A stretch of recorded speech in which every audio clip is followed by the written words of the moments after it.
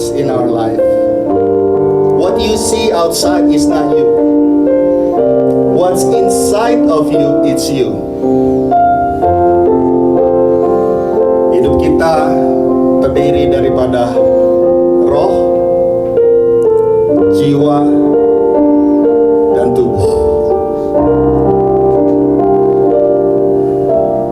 Tubuh, jiwa, dan tubuh itu akan tinggal di dunia ini, saudara. But your spirit continue on. What is the most important thing in your life? Is it your spirit or is it your physical body? We got reminded again and again and again all through the week.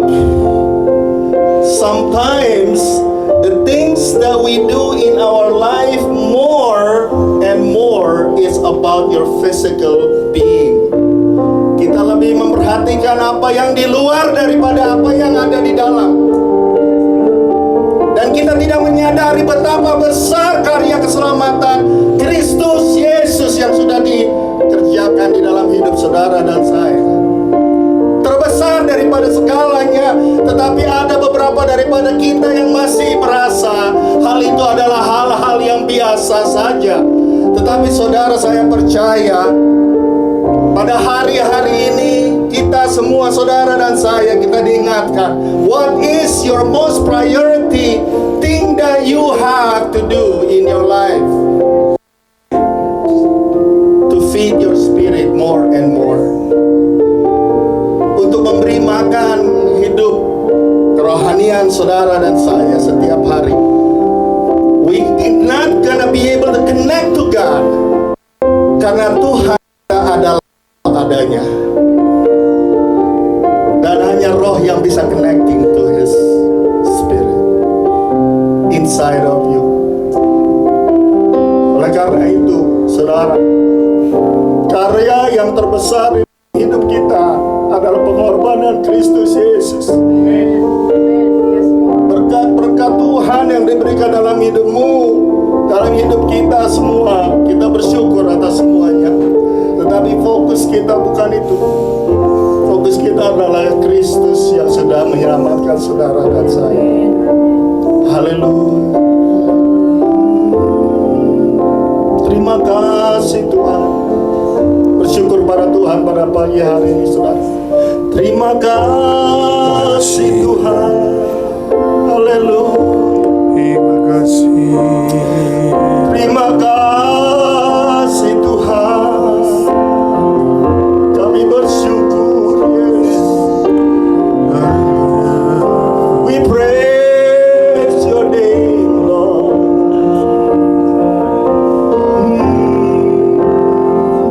Yesus. Yesus yang termanis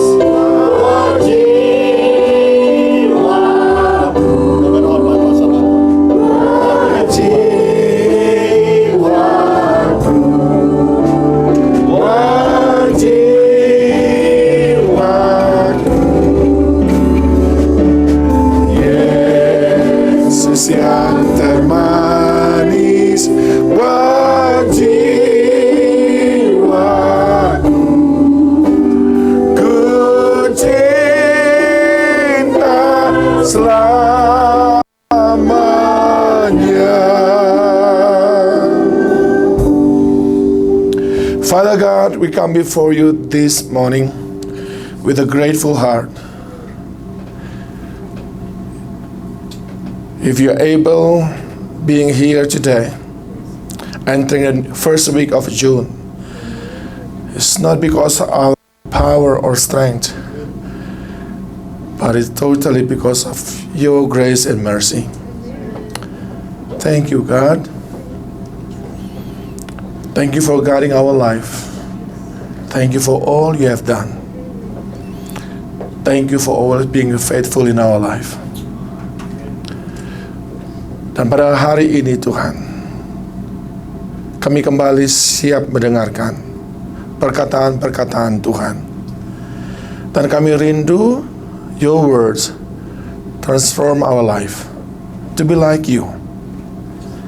Dan biarlah kami semuanya mencerminkan Engkau Yesus Kristus, sehingga dunia tahu siapa Tuhan yang kami sembah. Berbicara kepada kami Tuhan dengan cara-Mu sendiri. Dalam nama Tuhan Yesus Kristus kami berdoa, sama-sama kita katakan Amin. Amin. You may be seated. Selamat pagi, shalom. Puji nama Tuhan. Well, you know, we've been here for 10 days. Very well spent 10 days, I hope. Amen. Ya, dan sekali lagi terima kasih banyak untuk Pak Gembala bersama dengan seluruh board dan jemaat Tuhan yang memberikan saya kesempatan pada hari ini untuk kembali sampaikan firman Tuhan. This is the last Sunday and we will go straight to the airport. So if you don't see me, bukan berarti saya sudah terangkat ke surga. That's mean that I'm running off to the airport. Ya, sesudah ibadah ini. Baik saudaraku yang dikasihi Tuhan, hari ini izinkan saya berbicara seperti seorang teman kepada saudara. So, jangan lihat saya seperti seorang pendeta. I am your friend. I'm still struggling with my life. Ya. Jadi izinkan saya berbicara kepada saudara seperti seorang sahabat. Hari ini kita memiliki tema yang sangat simple, yaitu building a spiritual support system dalam hidup kita. Membangun support system dalam hidup kita. Saudara kepikir pernah nggak Indonesia merdeka kalau Soekarno sendiri yang berjuang? Tidak. Dia tidak akan pernah membawa Indonesia kepada freedom. Dia memiliki banyak orang yang ada di sekelilingnya untuk mensupport dia sehingga bisa Indonesia merdeka. Ada banyak perusahaan-perusahaan yang bisa berhasil oleh karena disupport oleh keluarga-keluarga dari yang menginisiasi sebuah usaha itu. Nah, begitu juga kalau saudara ada hari ini, mungkin tidak ada satupun di antara kita berani berkata, because of me, myself alone. Tapi ketika kita bertanya atau seseorang bertanya kepada saudara, kamu kok bisa sih hari ini seperti ini? Kok bisa sih punya pekerjaan, punya rumah? How come? Mungkin ada 5, 6, 10, 15 nama yang akan saudara mention dan saudara bilang, dulu aku datang ke Amerika, aku pertama sekali ketemu dengan ini, lalu diajarin aku begini, begini, begini, dan begini. Dan itu yang membawa aku akhirnya sampai pada titik ini hari ini. Saya yakin sekali, every single of you have your own story. How people support you, how people surround you, really help you. And even contributed so many things and brought you until this point. Itulah yang disebut dengan support system. Tapi pertanyaannya adalah, how strong is your support system? How effective is your support system? Atau mungkin ada di antara kita saat ini sedang tidak memiliki support system itu yang bisa saudara andalkan. Nah, Alkitab sebetulnya mendesain dari awal manusia itu tidak hidup sendiri. Bahkan Tuhan berkata apa? Tidak baik manusia itu hidup seorang diri. Aku mau jadikan seorang apa? Penolong. Kasih tahu kiri kanannya, I need help. Kasih tahu kiri kanannya, I need support. Jadi kalau ada orang yang ingin sendiri, itu tidak biblical. Kalau ada orang merasa bahwa dia mampu melewati segala musim dalam hidup ini dengan kekuatannya sendiri, itu tidak biblical. Tuhan sudah menjelaskan, bahkan doa yang keren itu bukan doa sendiri. Dua orang bersepakat dalam namaku. Wow. Bahkan even dengan berdoa saja, you need support. Amin. Nah, ini mestinya membuat kita akhirnya betul-betul menyadari bahwa support system itu bukan cuman ya kalau ada aku pakai, but intentionally you install your support system in your life. Secara intensional kita membangun support system itu. Secara sengaja kita usahakan supaya kita punya support system. Apakah bisa ditampilkan PowerPoint-nya? Tadi saya sudah kasih PowerPoint-nya. Nah, jadi konsep hidup orang percaya menurut Alkitab itu adalah komunitas yang saling mendukung. Roma 15 ayat yang pertama. Sekarang kita di slide yang ketiga. Roma 15 ayat yang pertama. Sama-sama kita baca. 3, 2, ya. Kita yang kuat wajib menanggung kelemahan orang yang tidak kuat. Dan jangan kita mencari kesenangan kita sendiri. Can you see the word wajib? It is not an optional whenever you see wajib. Harus, you must. Kita yang kuat wajib menanggung kelemahan orang yang tidak kuat, dan jangan kita mencari kesenangan kita sendiri. Ini menunjukkan bahwa benarlah pendapat daripada Aristoteles. Slide berikutnya, dia mengemukakan sebuah teori namanya zon politikon, yang artinya adalah manusia itu makhluk sosial. Zon itu sebetulnya arti aslinya binatang, hewan. Politikon itu masyarakat, bersosialisasi. Aristoteles berkata bahwa manusia dikodratkan untuk hidup bermasyarakat, berinteraksi dengan manusia lain. Sebagai zon politikon, manusia tidak dapat dipisahkan dari kelompok masyarakat yang lain. So, ketika Tuhan ciptakan kita, kita memang diciptakan menjadi masyarakat yang harus bersosialisasi, berinteraksi dengan yang lain. Our blueprint, our grand design, we are the human that has to be connected with others. Itulah kodrat kita. Saudara bisa bayangkan kodratnya ikan itu hidup di air.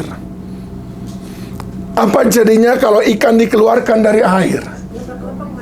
Kelepak-kelepak mati. That's right.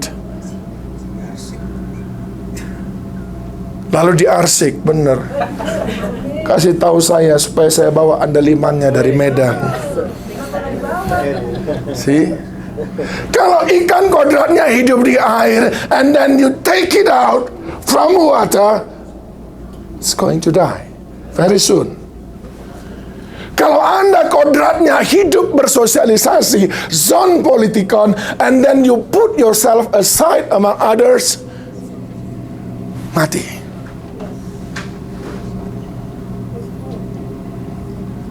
Mati.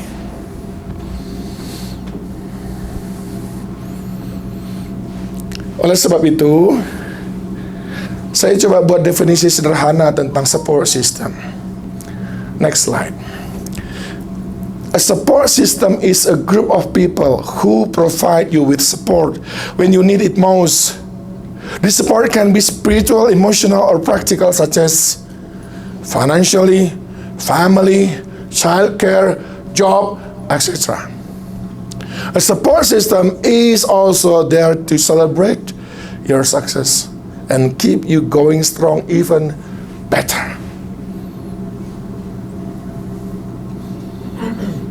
Itu mestinya yang kita miliki. Itulah yang disebut dengan support system. Now, mari kita lihat slide berikutnya. Lihat orang-orang yang dipakai Tuhan dengan luar biasa. Apakah mereka punya support system? Next slide please. Perhatikan Abraham. Dia punya support system. Dia siapa? Ada Sarah, ada Lot, ada Eliezer, and many more people yang Tuhan kirim dalam hidupnya. Dia nggak bisa mewujudkan rencana Allah atas dirinya kalau tidak didukung oleh support systemnya. Dan rencana Allah dalam hidup kita adalah masa depan yang indah, penuh pengharapan. But in order to go and get that, you need a support system. Musa, dia memiliki support system. Siapa saja? Ada Harun, ada Maryam, ada Yosua, ada Caleb. Bisakah Musa memimpin bangsa Israel yang berangkat dari Mesir itu kurang lebih 2 juta orang untuk tiba di pinggiran sungai Yordan tanpa support system? No. Bahkan suatu kali mertuanya berkata, Musa, kamu salah memimpin, makanya kamu cepat capek. Angkat dong, buat support system kamu. Angkat pemimpin 1000, angkat pemimpin 100, angkat pemimpin 50. That's your support system. Dan itu membuat dia akhirnya bisa memimpin bangsa itu. Itu pula menggambarkan betapa terbatasnya kita, betapa kita butuhkan orang lain di sekeliling kita. Daud, kita mengenal Daud dengan 2 identitas. Yang pertama, he is a great king. Bayangkan, pernah nggak Daud menjadi king yang hebat kalau tidak ada Yonatan dalam hidupnya? Tuhan kirim Yonatan dalam hidupnya, memurnikan dia supaya dia menjadi raja yang hebat. Yang kedua yang kita kenal dari Daud, dia adalah worshipper. Bani Asaf, Haman, Yedutun, itu yang membantu dia menjadi a worshipper. Worship leadernya yang utama adalah Haman dan Yedutun. Yang main musik itu Bani Asaf. Nggak ada Haman, nggak ada ibadah yang keren itu, nggak ada the presence of the Lord. Oleh karena indahnya, harumnya pujian penyembahan yang dibawa kepada Tuhan.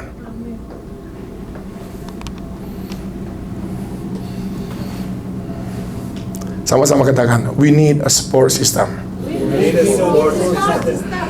Ayub punya 3 teman.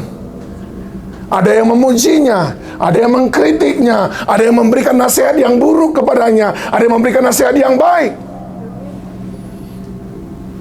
Tapi itu semuanya as a process yang membawa Ayub akhirnya look up to the Lord again.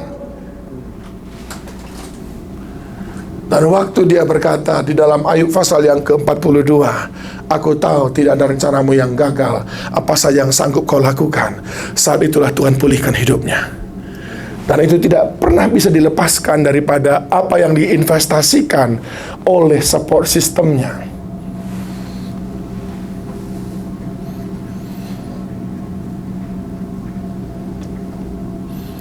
Begitu juga dengan Paulus. Dia punya support system. Dia punya Timotius, dia punya Silas, dia punya Aquila dan Priscilla. You are amazed about Paul. Yes.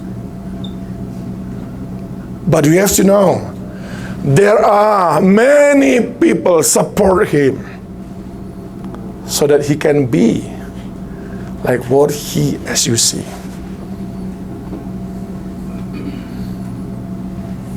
Saya ada hari ini bersama saudara. Saya tinggalkan pelayanan di Indonesia 1,5 bulan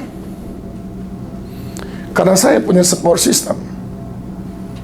Menggembalakan 6 gereja lalu tinggalkan selama 6 minggu, it's not gonna easy unless you have a support system. Oleh sebab itu banyak sekali hal-hal yang kita tidak bisa capai ketika kita tidak memiliki support system. And my question, what about you? When you see Abraham, David, Job, Paul, they all have the support system. And God take them to the next level. What about you? Do you have one?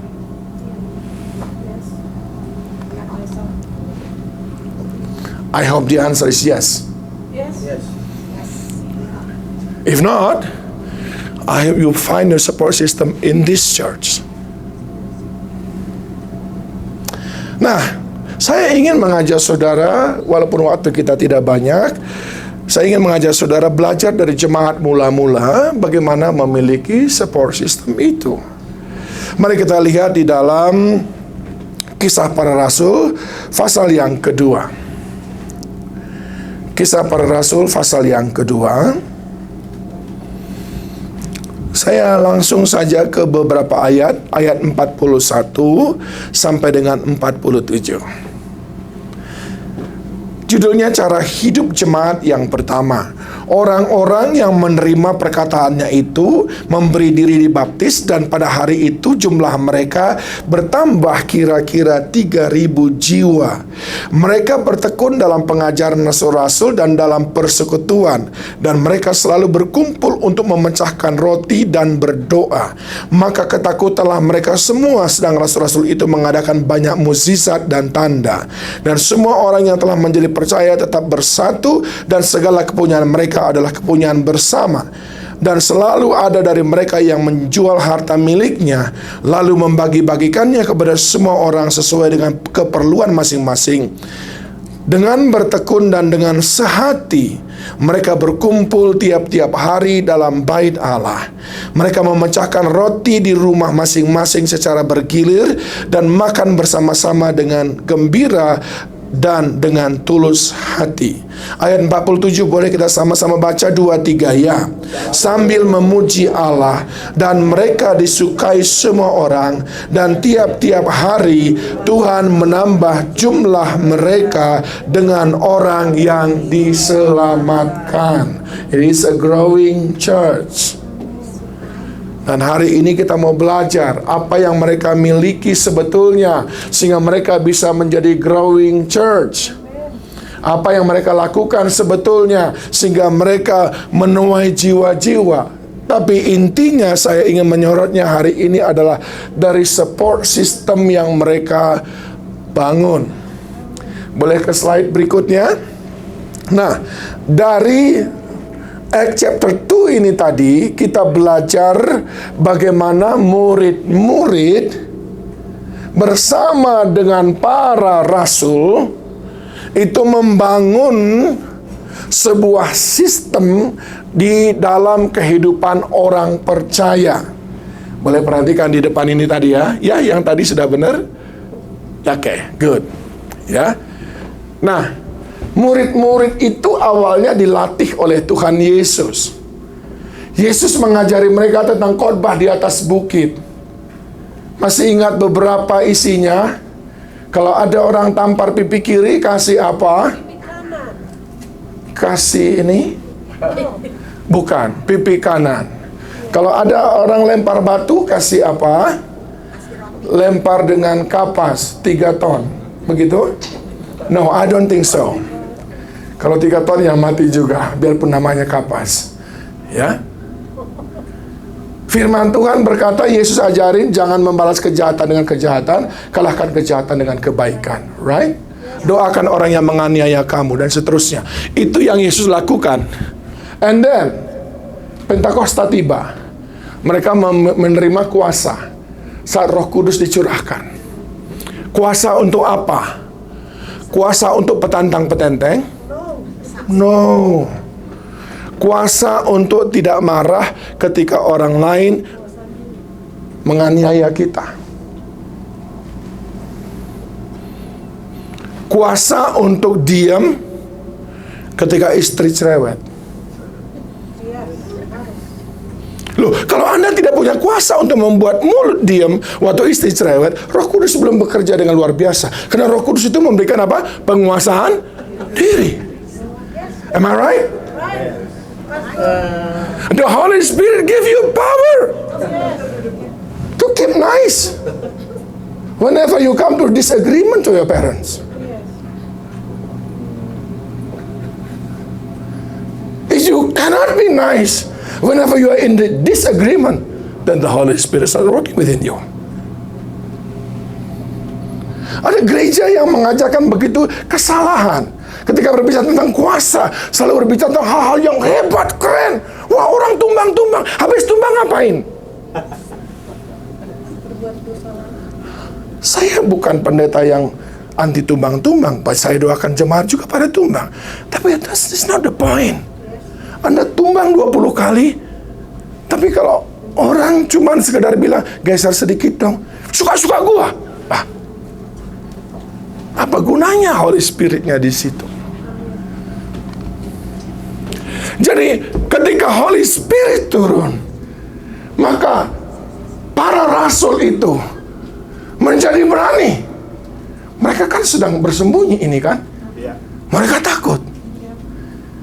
Ketika Roh Kudus turun, mereka menjadi lupa untuk mengejar kekayaan. Mereka menjadi lupa untuk kesenangan diri sendiri. That's the work of the Holy Spirit. The real one. Ketika Roh Kudus turun, mereka menjadi jauh lebih sabar menghadapi orang-orang begundal-begundal itu. Sudah tahu apa artinya begundal? Itu bahasa Ibrani itu. Ya. Nah, itu mestinya dimiliki oleh semua orang, termasuk para pastor di gereja ini. Penuh kesabaran menghadapi berbagai macam tipikal manusia, seperti yang dihadapi oleh para rasul pada waktu itu. Lalu apa yang terjadi? Para rasul yang sudah diperlengkapi oleh pengajaran Yesus, oleh power Holy Spirit, lalu dia mulai mengajar gereja yang pertama. Tadi yang kita baca tadi, mereka bertekun dalam pengajaran para rasul. Mereka diajar dengan sedemikian rupa, dan semua mereka menerima pengajaran yang sama. Nah, kesimpulan dari apa yang diajarkan itu ada 3. Yang pertama, they know the truth. Mereka mengetahui kebenaran. Mereka tidak lagi memakai standar masing-masing, tapi mereka menggunakan standar bersama yang ditetapkan oleh Alkitab. Jadi semuanya diukur dengan firman Allah. Tidak lagi your own perception. Tapi semuanya standarnya adalah firman Allah. Yang kedua, mereka mau mulai memiliki values dalam hidup mereka. Mereka merasa lebih penting menjaga kemuliaan Tuhan daripada sekedar menonjolkan ego pribadi. Mereka mulai rela berkorban karena itu yang disukai oleh Tuhan. Dan mereka mulai memiliki goal yang sama, yaitu perkenanan Tuhan yang membawa kita kepada berkat hari ini dan hidup yang kekal. Itulah yang mereka peroleh. Nah, proses ini tidak mudah, saudaraku. Karena kita bukan, Efesus 4 berkata, kita adalah bait Allah yang dibangun oleh batu-batu. Dan saudara jangan berpikir ukuran batunya sama. Beda. Kita itu bait Allah yang dibangun dengan batu-batu, bahan-bahan yang berbeda. Ada batunya kecil, ada batunya nonjol ke sana kemari nggak berbentuk, ada batunya yang sudah licin, ada batunya yang besar banget. Tapi Tuhan bilang, ayo sama-sama gabung untuk membangun bait Allah. How? Dengan kasih Tuhan. Dengan kasih Tuhan. Jadi fokus penting kita di sini. Kalau kita ingin memiliki support system, we have to have a similar truth. It's not about my truth, not about your truth, but Bible-based truth. Amin. Semua kita harus selalu back to the Bible as the only one source of the truth. Dan semua kita harus embrace values. Di sini kita harus punya values. Lebih enak loh memberkati daripada diberkati. Isn't that keren? Kalau kita punya value seperti itu. Biasa dong kalau orang lupa janjinya, nggak apa-apa. It's alright. It's not the end of your word. Kita harus punya values yang seperti itu. Smile is better than cembetut. Kita harus punya value seperti itu.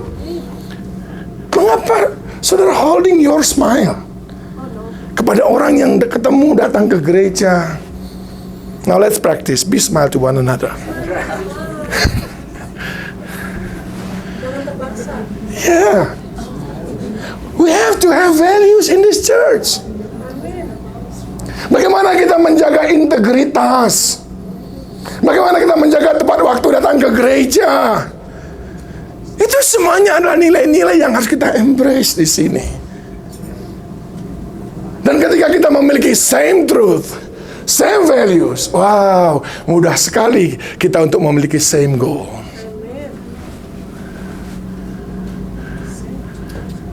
Saudara bisa bayangkan, kalau kita pegang truth yang sama, pegang belief yang sama, pegang values yang sama, maka tidak ada orang datang ke gereja, tidak ada orang melayani dengan motivasi yang salah.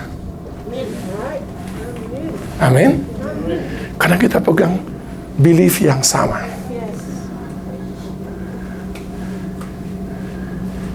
Bagaimana kita memandang kelemahan orang lain?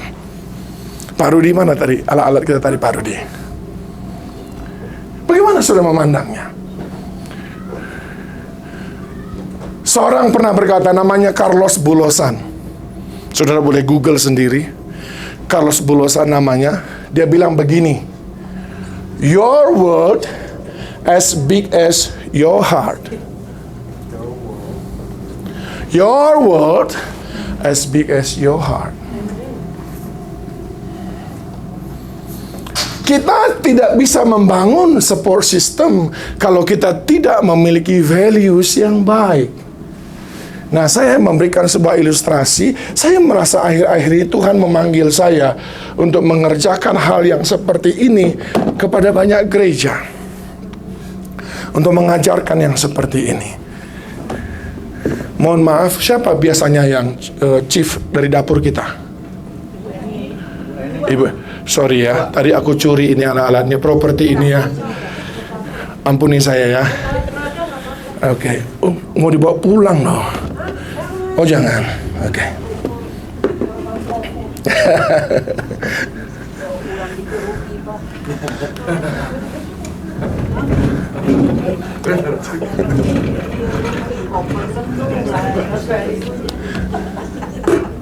Look at this. Apa kata Yakobus? Dari mana datangnya pertengkaran? Kamu menginginkan sesuatu, tapi kamu tidak mendapatkannya. Lalu kamu bertengkar, saling membunuh satu dengan yang lain. So it's all come to your heart. Tadi saya singgung sedikit, Charles Bolosan berkata, your word is as big as your heart. Kenapa bisa begitu? Iya dong. Kalau saudara sedikit-sedikit tersinggung, siapa yang mau dekat dengan saudara? Kalau saudara sedikit kecewa, siapa yang mau dekat dengan saudara? Nggak ada. Kalau yang ada dalam hati saudara semuanya bicara soal sakit hati, siapa teman saudara? Nggak ada. Your world becomes smaller, and teeny-weeny world.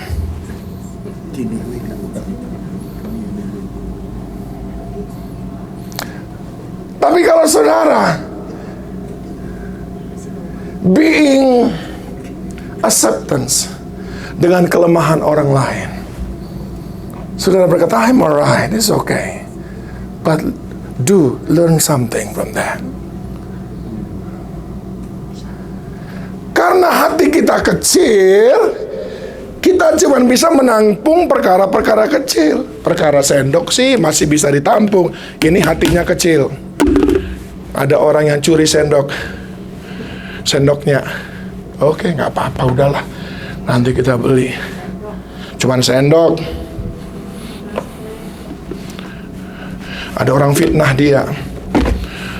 Masih bisa, tapi sudah memuncak. Kayaknya kalau gue ketemu, gue bacok dia. Udah muncul nih. Tapi suami lambat pulang, udah nggak punya tempat. Lu nggak tahu ya, gue sedang ada masalah sama teman gue. Ada yang nggak balikin sendok, ada yang fitnah gue. Gue mau cerita, lu nggak ada di rumah. Meledak. What's wrong? Your heart just too small.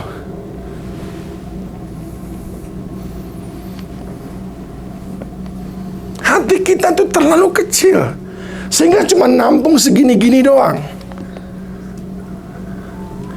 But can you imagine if you enlarge your heart?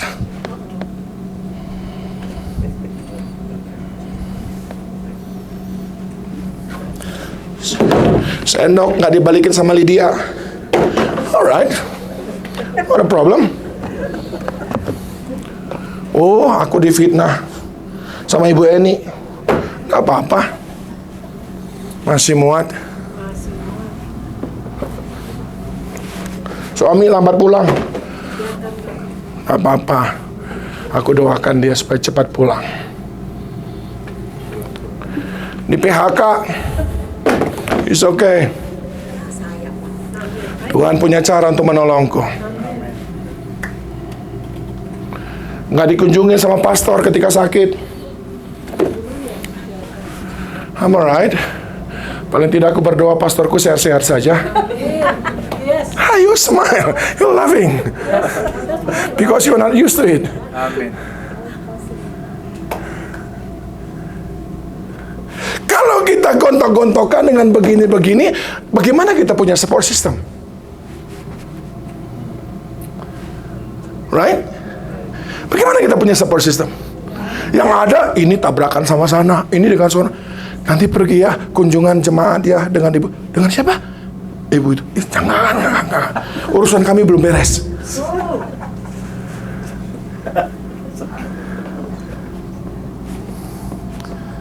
Nggak bisa. Tapi kalau saudara betul-betul bisa mengelola hati saudara, even as big as this one, it still can contain in your heart.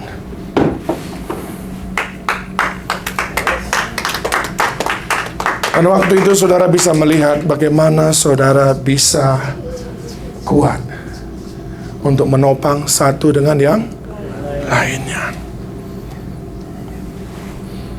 Nah, saya tahu ini tidak mudah, not as simple as what you see. Saya berikan satu lagi ilustrasi. Tolong pastor, gitarnya pastor. I really would like you do that by yourself. Karena aku nggak mau rusak gitarnya. Wah, sini mari. Ya, masih punya waktu sedikit lagi. Nggak usah dicukur, nggak apa-apa. Iya. Oke. Saya jelaskan sedikit ya. Gitar ini namanya head. Ini namanya body. Ya. Lalu ada senarnya kan? Apa yang membuat dia berbunyi? Kalau senarnya nempel di kepalanya, lalu menyatu di tubuhnya. Oke? Perhatikan saya baik-baik.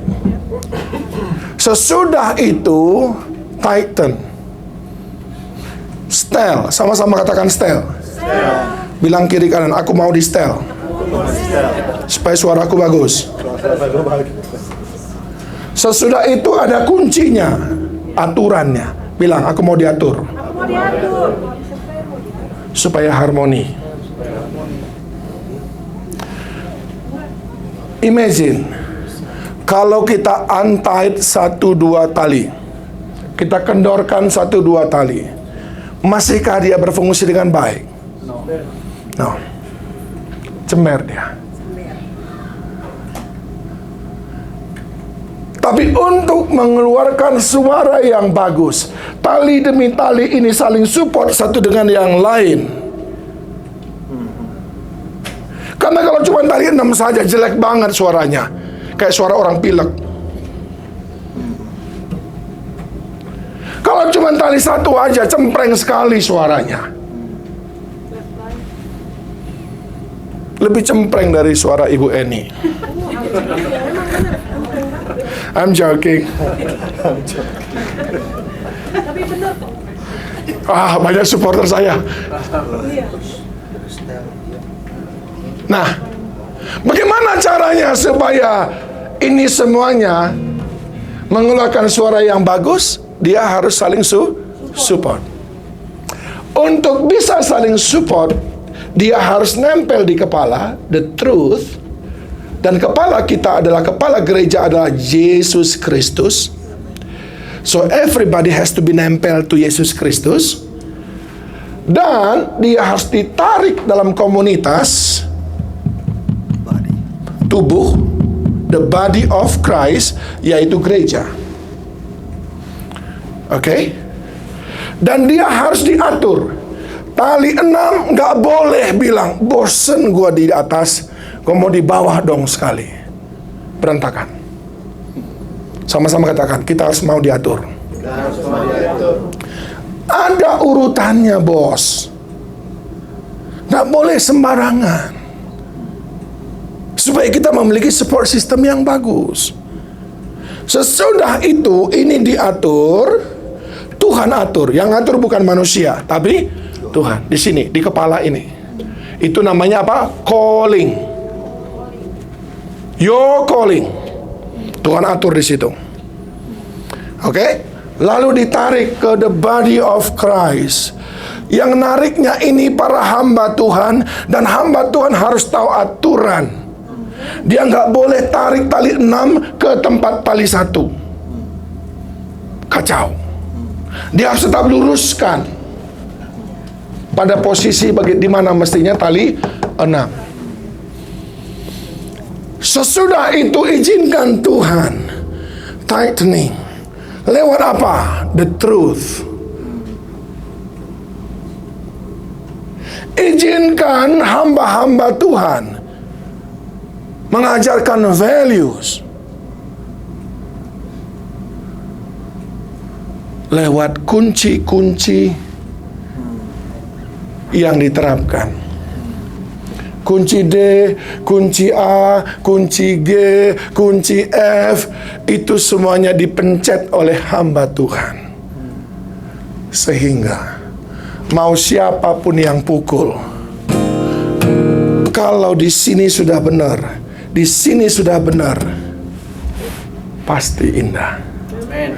Yang kedengaran bukan lagi suara tali satu, tapi harmoni. Karena saling support satu dengan yang lain. Tepuk tangan buat Tuhan Yesus Kristus. Nah, saudaraku yang dikasihi Tuhan, itu yang diajarkan di sini. Jadi bukan masalahnya terlalu besar, tapi hati kita yang terlalu sempit. Oleh sebab itu milikilah hati seluas samudra, sehingga kapal-kapal yang berat di sana lewat, tapi tidak tenggelam.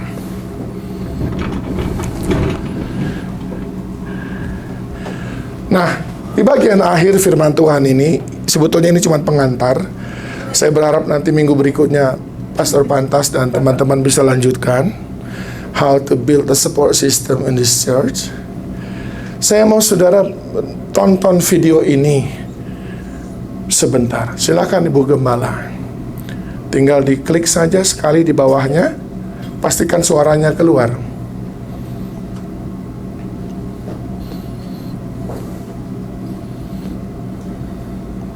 Ini adalah sebuah research. Kalau saudara susah untuk menangkap firman Tuhan, paling tidak logika saudara bisa menolong saudara lewat research ini. Ini research terpanjang dalam sejarah dunia. Sekarang usia research ini sudah 80 tahun. Dan dilakukan re-research setiap 2 tahun. Ini kejadiannya tidak jauh dari sini. Ya, tidak jauh ya, di East lah. Tapi apa yang mereka lakukan sangat relevan dengan saudara yang hidup di Amerika. Silakan, kalau sudah bisa.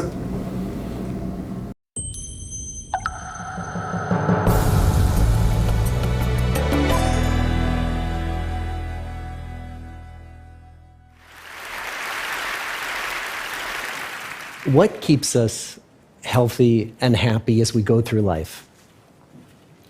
If you were going to invest now in your future best self, where would you put your time and your energy? There was a recent survey of millennials asking them what their most important life goals were. And over 80% said that a major life goal for them was to get rich. And another 50% of those same young adults said that another major life goal was to become famous. And we're constantly told to lean into work, to push harder and achieve more. We're given the impression that these are the things that we need to go after in order to have a good life.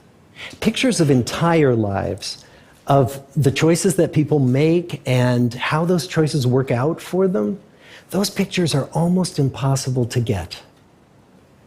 Most of what we know about human life, we know from asking people to remember the past.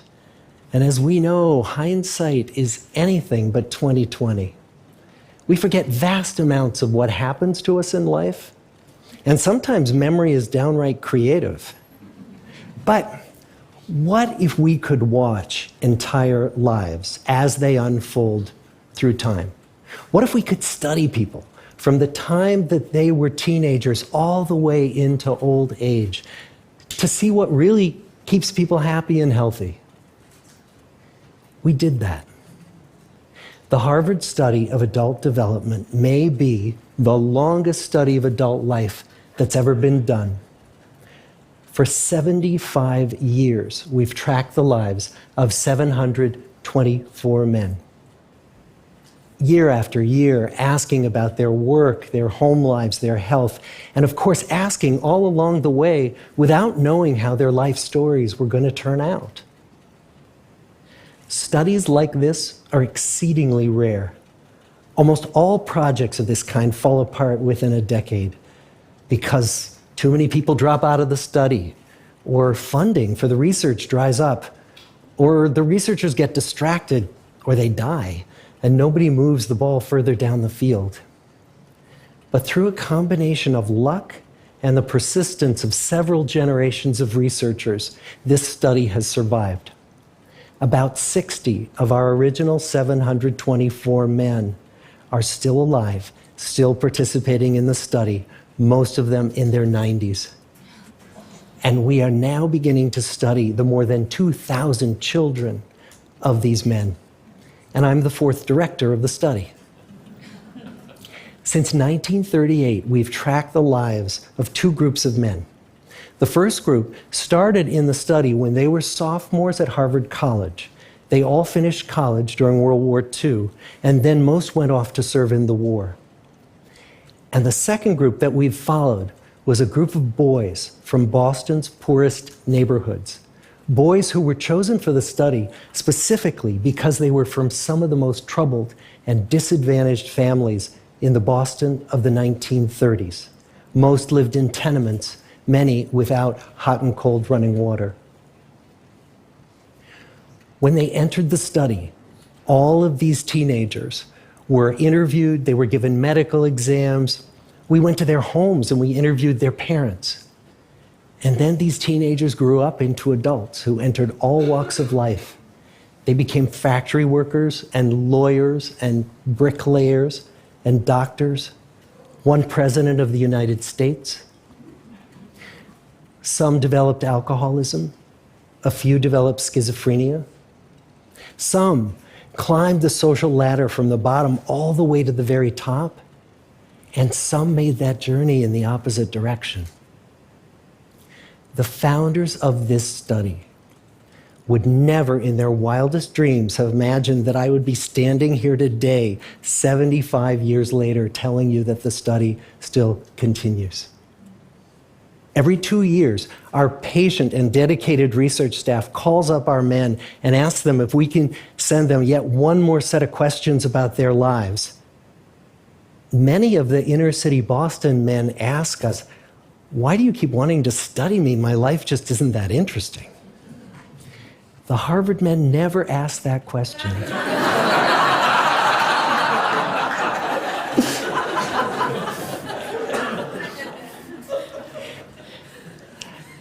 To get the clearest picture of these lives, we don't just send them questionnaires. We interview them in their living rooms. We get their medical records from their doctors. We draw their blood. We scan their brains. We talk to their children. We videotape them talking with their wives about their deepest concerns. And when about a decade ago we finally asked the wives if they would join us as members of the study, many of the women said, "You know, it's about time." So what have we learned? What are the lessons that come from the tens of thousands of pages of information that we've generated on these lives? Well, the lessons aren't about wealth or fame or working harder and harder. The clearest message that we get from this 75-year study is this: good relationships keep us happier and healthier. Period. We've learned 3 big lessons about relationships. The first is that social connections are really good for us and that loneliness kills. It turns out that people who are more socially connected to family, to friends, to community are happier, they're physically healthier, and they live longer than people who are less well connected. And the experience of loneliness turns out to be toxic. People who are more isolated than they want to be from others find that they are less happy, their health declines earlier in midlife, their brain functioning declines sooner and they live shorter lives than people who are not lonely. And the sad fact is that at any given time, more than 1 in 5 Americans will report that they're lonely. And we know that you can be lonely in a crowd and you can be lonely in a marriage. So the second big lesson that we learned is that it's not just the number of friends you have, and it's not whether or not you're in a committed relationship, but it's the quality of your close relationships that matters. It turns out that living in the midst of conflict is really bad for our health. High conflict marriages, for example, without much affection, turn out to be very bad for our health, perhaps worse than getting divorced. And living in the midst of good, warm relationships is protective. Once we had followed our men all the way into their 80s, we wanted to look back at them at midlife and to see if we could predict who was going to grow into a happy, healthy octogenarian and who wasn't. And when we gathered together everything we knew about them at age 50, it wasn't their middle-aged cholesterol levels that predicted how they were going to grow old. It was how satisfied they were in their relationships. The people who were the most satisfied in their relationships at age 50 were the healthiest at age 80. And good, close relationships seem to buffer us from some of the slings and arrows of getting old. Our most happily partnered men and women reported in their 80s that on the days when they had more physical pain, their moods stayed just as happy. But the people who were in unhappy relationships, on the days when they reported more physical pain, it was magnified by more emotional pain. And the third big lesson that we learn about relationships and our health is that good relationships don't just protect our bodies, they protect our brains. It turns out that being in a securely attached relationship to another person in your 80s is protective, that the people who are in relationships where they really feel they can count on the other person in times of need, those people's memories stay sharper longer. And the people in relationships where they feel they really can't count on the other one, those are the people who experience earlier memory decline. And those good relationships, they don't have to be smooth all the time. Some of our octogenarian couples could bicker with each other day in and day out. But as long as they felt that they could really count on the other when the going got tough, those arguments didn't take a toll on their memories. So, this message that good, close relationships are good for our health and well-being, this is wisdom that's as old as the hills. Why is this so hard to get and so easy to ignore? Well, we're human. What we'd really like is a quick fix, something we can get that'll make our lives good and keep them that way. Relationships are messy and they're complicated, and the hard work of tending to family and friends, that's not sexy or glamorous. It's also lifelong. It never ends. The people in our 75-year study who were the happiest in retirement were the people who had actively worked to replace workmates with new playmates. Just like the millennials in that recent survey, many of our men, when they were starting out as young adults, Ya, ini video tinggal closing statement saja dari dia ya. Jadi Robert Waldinger ini adalah director yang keempat dari sebuah research yang sudah dilakukan. Sebetulnya ini video 5 tahun yang lalu. Beberapa bulan yang lalu, Robert Waldinger presentasikan yang ke-50 tahun. Yang ke-80 tahun. Ada di YouTube, nanti Bapak Ibu bisa lihat, ya. Dan hasilnya tetap sama. Tadi dia berikan 3 konklusi kan? Betapa pentingnya kita connected satu dengan yang lain. Umur pendek panjang dipengaruhi oleh kualitas hubungan satu dengan yang lain. Kesehatan cara berpikir sangat dipengaruhi oleh hubungan satu dengan yang lain. Dan itu yang kita sebut dengan support system. So you could imagine how important you have a support system. Ini bukan soal, oh nanti biar masuk surga. Today I'm talking about how we live while we are on this earth. Begitu pentingnya support system.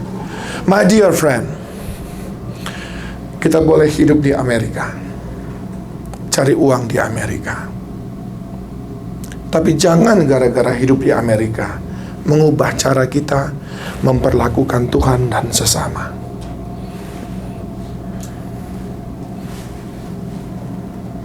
You can be American in terms of your dream, but in terms of your relationship with God, relationship with one another, please be Indonesia. Saling menghargai satu dengan yang lain, respect satu dengan yang lain, mudah memaafkan satu dengan yang lain, suka hidup guyup, hidup bersama-sama. Because at the end, it's not a matter of how many of your friends in your social media. Oh, saya punya follower ribuan orang. Saya punya teman di Facebook, saya batasin, itu pun sudah lebih daripada 5.000 orang. Tapi kira-kira berapa orang dari yang 5.000 itu that I can call when I need a help?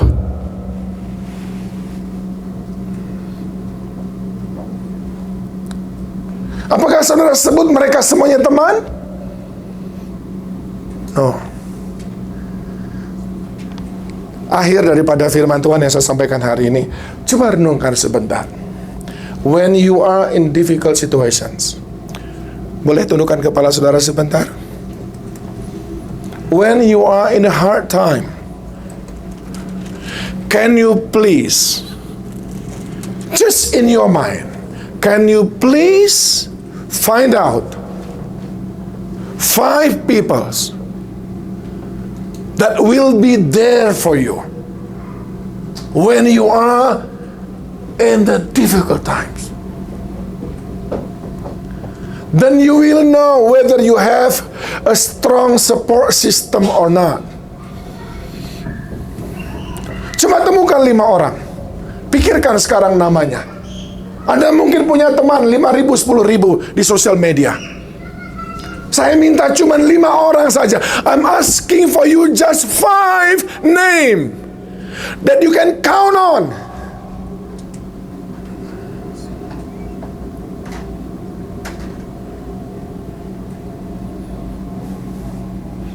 Then you will know how strong is your support system.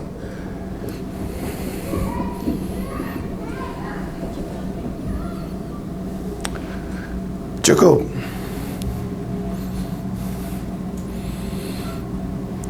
Ada saudara yang bisa memberikan, tidak usah sebutkan namanya, angkat tangan saja. Ada yang bisa memberikan 5? They will always be there for you.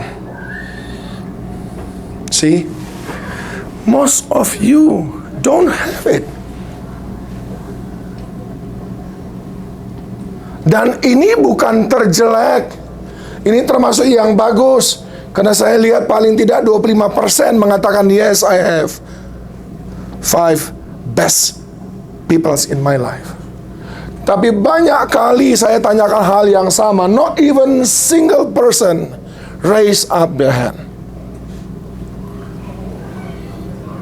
Not even one.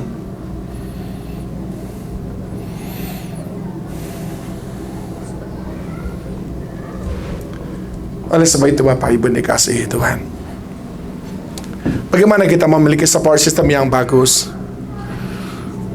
Yang pertama, kita harus berdiri di atas kebenaran firman Tuhan. Yang kedua, jaga hati kita. Jaga hati kita. Jadilah orang yang mudah diajak untuk kooperatif, untuk hal-hal yang baik.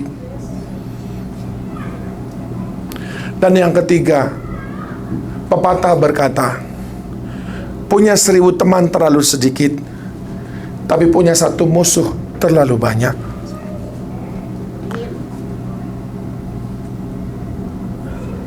Build a friendship with anybody, then you will have a strong support system.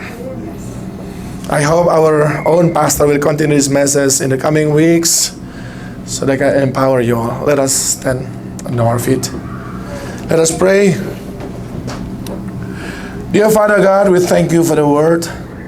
Kami bersyukur dengan cara yang sangat sederhana